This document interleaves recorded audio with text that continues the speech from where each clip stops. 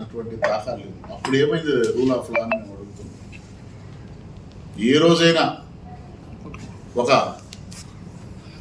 వాళ్ళ అక్కకి ఒక ఆడబిడ్డకి అన్యాయం జరిగింది, మా అక్కని ఎందుకు మీరు అల్లరి చేశారని గోల చేస్తే వైఎస్ఆర్సీపీ కార్యకర్త మన పక్కన ఉన్నటువంటి బాపట్ల జిల్లాలో పెట్రోల్ పోసి తగిలబెట్టినటువంటి ఘటనలు చూసాం.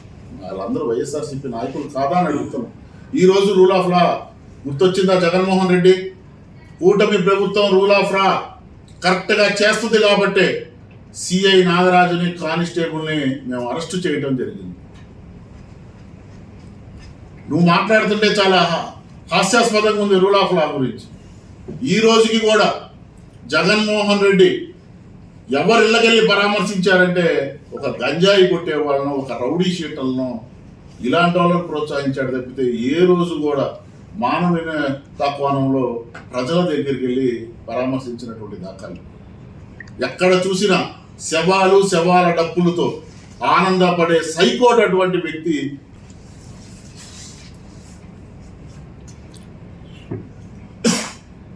షర్మిలాని నువ్వు తిట్టించింది ఎవరితోయా? నీ సొంత చెల్లిలే కదా.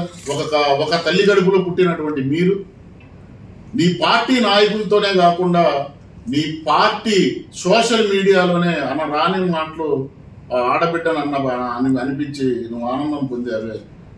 నువ్వు ఎలా మాట్లాడతావు రూల్ ఆఫ్ లా గురించి అని చెప్తున్నావు. నీ బాబాయ్ గొడ్డలి పొడితో చంపినప్పుడు ఏమైంది ఆ రూల్ ఆఫ్ లా? ఈ రాష్ట్రానికి పట్టినటువంటి దరిద్రం, ఈ రాష్ట్రానికి పట్టినటువంటి శని ఎవరంటే వైఎస్ఆర్సీపీ నాయకులు. ప్రజలందరూ కూడా గమనిస్తున్నారు.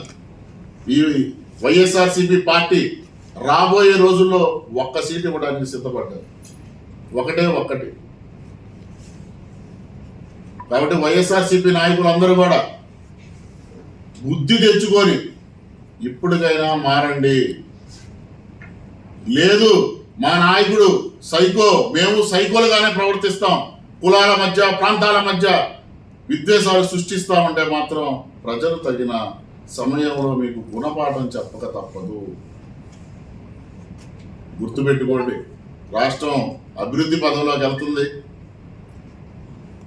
నారా చంద్రబాబు నాయుడు గారు అలాగే పవన్ కళ్యాణ్ గారు ఇరువురు కలయికలు ఈ రాష్ట్రం అభివృద్ధి చెందుతుంది. రాబోయే 15 ఏళ్ళు కూటమి ఈ రాష్ట్రంలో జెండా ఎగరవేస్తుంది. రాబోయే స్థానిక ఎన్నికల్లో కూటమి విజయ డాంకా మోగిస్తుంది అనటంలో ఎటువంటి సందేహం లేదు. వైఎస్ఆర్సీపీ నాయకులకి వైఎస్ జగన్మోహన్ రెడ్డికి ఒళ్ళు దగ్గర పెట్టుకోమని చెప్పి మీడియా పరంగా హెచ్చరిస్తుంది. అన్ని ఛానల్స్లో అలాగే అన్ని మీడియా దానిలో కూడా మనం చూస్తూనే ఉన్నాం.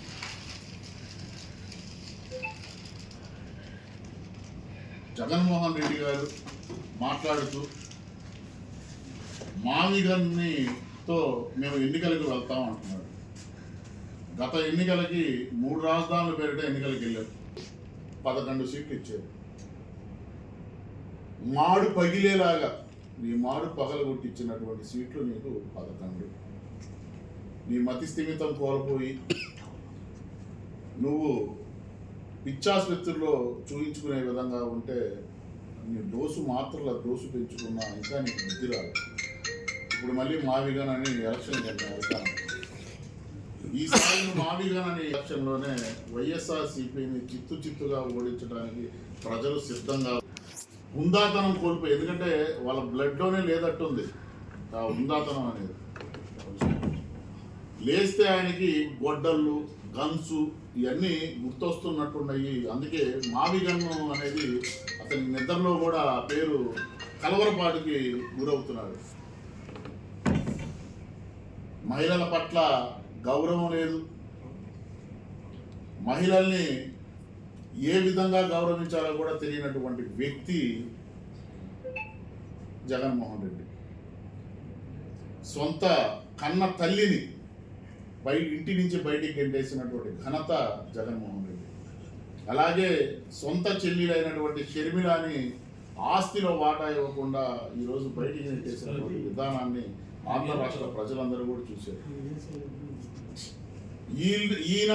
ఈయన నాయకులు వైఎస్ఆర్సీపీ నాయకుల చేత ఇతర వ్యక్తుల కుటుంబాల్లో ఉన్నటువంటి మహిళలని కించపరుస్తూ మాట్లాడటం, ఒక సైకో ఆనందాన్ని ఈయన ఆనందిస్తాం.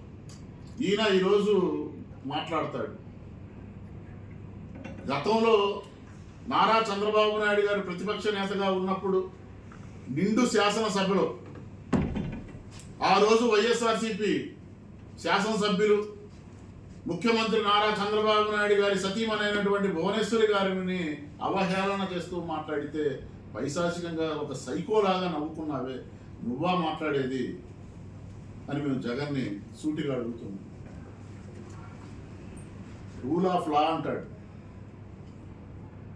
విశాఖపట్నంలో డాక్టర్ సుధాకర్ని మీరు చిత్రహింసలు, కరోనాకి వసతులు లేవని అడిగినందుకు చిత్రహింసలు చేసి అతను మానవ క్షోభకు గురై ఆత్మహత్య చేసుకున్నప్పుడు ఈ రూల్ ఆఫ్ లా ఏమైంది? నీ ప్రియ శిష్యుడు ఎమ్మెల్సీ అనంతబాబు, అతను కారు డ్రైవర్ సుబ్రహ్మణ్యాన్ని హత్య చేసినప్పుడు నీకు రూల్ ఆఫ్ లా ఏమైంది? అలాగే శ్రీకాంత్ చేతిలో చనిపోయినటువంటి వాలంటరీ కుటుంబాన్ని ఎందుకు పరామర్శించలేదంటే, ఆయన మాజీ మంత్రి అమలాపురం, ఆయన కుమారుడి చేతిలో ఒక వాలంటరీ చచ్చిపోతే